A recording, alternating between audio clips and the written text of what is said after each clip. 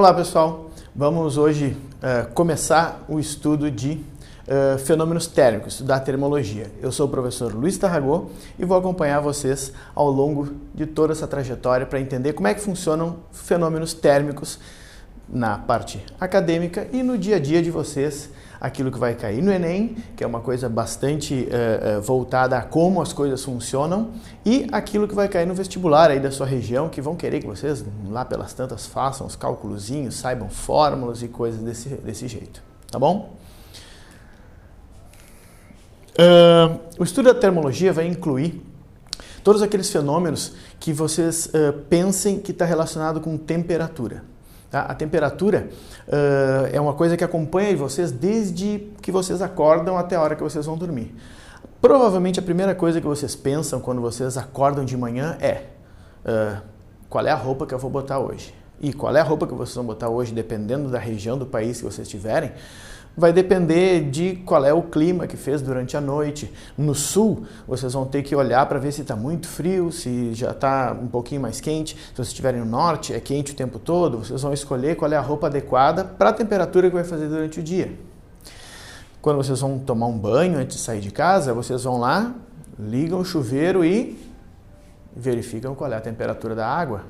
Quando vocês vão tomar um café, vocês vão lá e verificam qual é a temperatura do café. Então, os fenômenos térmicos, eles estão ligados no dia a dia de vocês o tempo todo. Vocês sempre estão pensando em temperatura.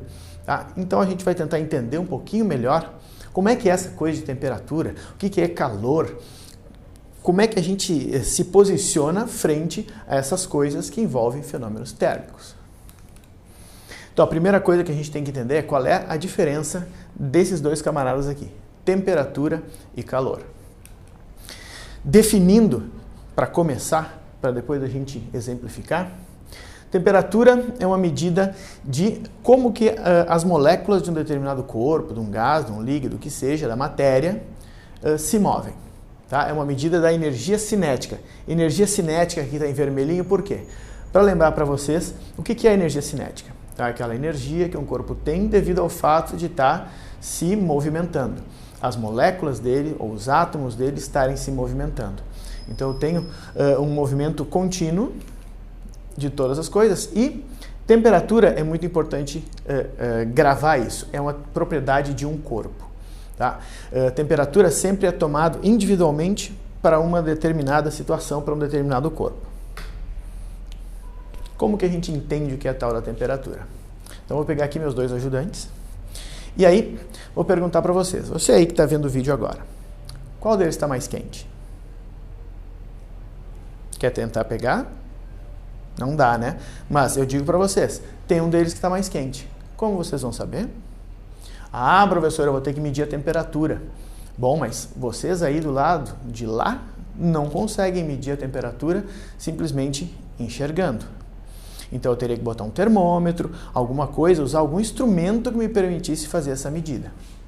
Agora eu digo para vocês, se eu botasse um super, hiper, ultra microscópio aí na tela, vocês iam poder enxergar as moléculas desses dois corpos. E quando vocês enxergassem essas moléculas, vocês iam enxergar algo mais ou menos assim. Ia ter um corpinho que ia estar com as moléculas se movendo de uma certa forma. E o outro corpo ia estar com moléculas se movimentando de uma outra forma. O que vocês acham que deve estar mais com uma temperatura mais alta? Aquele que está mais lento ou aquele que está mais rápido? Segundo o que a gente acabou de ver, aquele que tem mais energia cinética é aquele que tem mais temperatura. Então, aquele que está ocupando um pequeno espaço e indo lentamente tem uma temperatura mais baixa do que aquele que está com as moléculas vibrando numa temperatura mais alta. E fazer os dois juntos ao mesmo tempo é uma coisa extremamente complicada. Não tentem fazer isso em casa sozinhos, porque vocês podem se machucar. Preciso de muito treino para fazer isso. Agora, por que está escrito média aqui? Energia cinética média, não é simplesmente energia cinética? Porque as moléculas de um corpo existem em uma quantidade gigantesca. E quando vocês vão pegar uma molécula de um corpo ou outra molécula do lado, as duas não têm exatamente a mesma velocidade. Mas se eu pegar o corpo como um todo, eu posso fazer uma média dessas velocidades, uma média dessas energias cinéticas, e isso vai me dar uma medida da temperatura desse corpo. E grifado de novo aqui moléculas, para lembrar que temperatura é um fenômeno que está relacionado diretamente às coisas mais microscópicas, aquelas coisas muito pequenas, aos constituintes básicos da matéria. Tá? Calor é o que a gente confunde muito com a forma cotidiana de falar. É a energia que é trocada. E o trocada está grifado aqui, ó, para mostrar que tem no mínimo 2 participantes. Sempre que eu falo em calor, eu vou estar falando em energia que saiu de alguém e foi para alguém. Sempre tem um início e uma saída. Tá? Então, só que trocar energia, eu posso fazer esses dois aqui trocarem energia. Ó. Pum, trocaram energia, trocaram velocidades entre eles. Agora, não é qualquer tipo de troca de energia que pode ser chamada de calor. Só vou chamar de calor quando a troca de energia for por diferença de temperatura. E é por isso que temperatura e calor são duas coisas que são muito confundidas, porque elas estão no mesmo contexto, embora elas tenham significados bem específicos. Tá? Então, temperatura, propriedade de um corpo. Eu posso falar da temperatura deste corpo? Posso. Por quê? Porque temperatura é a propriedade de um corpo. Então, basta eu olhar para as moléculas dele que eu sei como é que é o movimento, então eu posso definir a temperatura desse corpo aqui. Posso falar do calor deste corpo aqui? Não. Porque eu preciso sempre ter algum lugar de onde sai o calor e algum lugar para onde vai o calor. Tá? Para onde ele vai ser recebido. Eu sempre tenho que ter, no mínimo, 2 participantes. Tá? Então, não confundam temperatura e calor. Calor é uma coisa muito confundida porque a gente usa calor em diversos sentidos da nossa vida. E isso a gente vai continuar agora estudando. A nossa tradicional sessão, mas professor, onde vocês fazem algumas perguntas para mim. Por exemplo, como se mede temperatura? Medir temperatura é um problema uma coisa bastante complexa, porque envolve uma série de coisas. Tá? Medir temperatura, de um modo geral, é muito útil para diversas atividades industriais na nossa vida cotidiana, mas cada um deles vai utilizar uma forma diferente de medir temperatura. A gente está acostumado com aquele termômetrozinho que tu bota embaixo do sovaco para saber se está com febre ou não. Mas esse não é o único tipo de termômetro que tem. Eu posso ter termômetros que são baseados em como que a radiação está saindo desse corpo. Eu posso ter termômetros baseados na dilatação de corpos, e o mais comum é que tenha isso. Então a temperatura, ela costuma, a temperatura, ela acaba modificando as propriedades de alguns corpos. E eu posso utilizar as propriedades desses corpos para dosar o quanto de temperatura que tem. Então, eu calibro alguma escala baseado em alguma propriedade de um corpo. Por exemplo, esse coisinho aqui, ele tem um determinado comprimento na temperatura de 20 graus. Se aumentar a temperatura, ele aumenta um pouco de tamanho. Então, eu posso calibrar esses tamanhos para medir qual é o valor da temperatura. E eu posso fazer isso com uma infinidade de propriedades físicas dos corpos, fazendo com que eu possa medir a temperatura em diversas escalas. Por exemplo, eu não vou usar o termômetrozinho aquele de mercúrio que vocês têm em casa para botar embaixo do sovaco, eu não vou usar aquilo para medir, por exemplo, qual é a temperatura do ferro líquido dentro de uma siderúrgica. Eu não vou medir isso, eu não vou usar isso para, num laboratório, medir a temperatura de um certo corpo que está, um certo líquido que está em ebulição. Aquele termômetrozinho que vocês têm em casa funciona muito bem, entre 34 e 40 graus, 41, 42. Não mais que isso. Ele serve para aquela faixa de temperatura. Para outras faixas de temperatura, tenho que usar outros tipos de termômetro, outros tipos de procedimentos físicos para poder medir essa temperatura.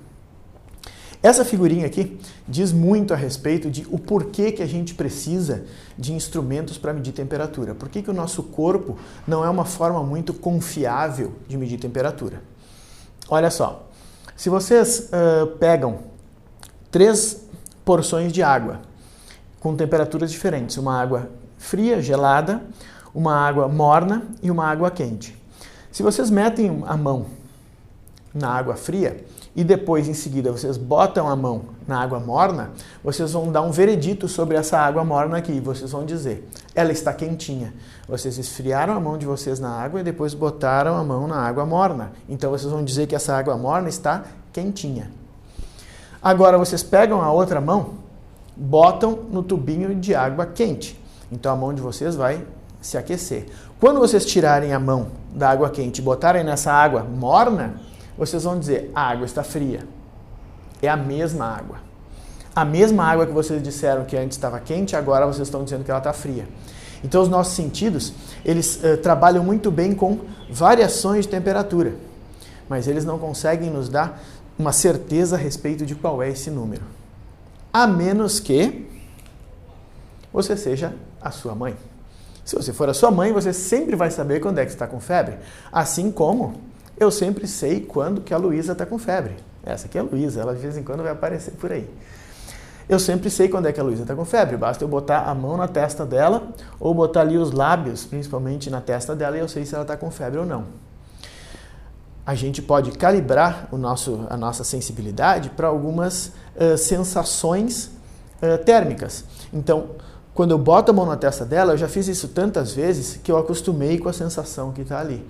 Então é por isso que a gente sabe das crianças pequenas quando que elas estão com febre. A gente consegue captar, mesmo com a nossa mão sendo imprecisa, consegue determinar com boa precisão até se a pessoa está com febre ou não. Claro, ninguém vai sair medicando ninguém baseado na medida da mão. Uma vez que tu bota a mão e vê que está diferente, tu vai lá e bota o termômetrozinho embaixo do sovaco e aí tu consegue medir a temperatura direitinho para poder medicar, levar ao médico, fazer alguma coisa que preste. Mas, professor, o que acontece no verão quando eu digo que eu estou com calor? Não é aquela mesma coisa que a gente viu antes de calor? Calor sendo a energia que é trocada por dois corpos?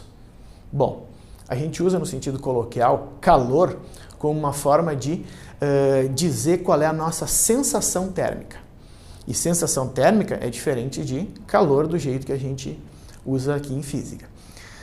Normalmente o nosso corpo, ele utiliza uma certa quantidade de energia para manter o seu próprio funcionamento. Então a gente despende uma quantidade de energia e isso faz com que a gente tenha que lançar essa energia para o ambiente. Aquela parte da energia que não está sendo usada é jogada fora. Bom, quando a gente está ali numa temperatura aproximadamente de 24, 25 graus, a energia que sai do meu corpo é mais ou menos igual à energia que está sendo recebida pelo ambiente. Então isso nos dá um certo conforto térmico.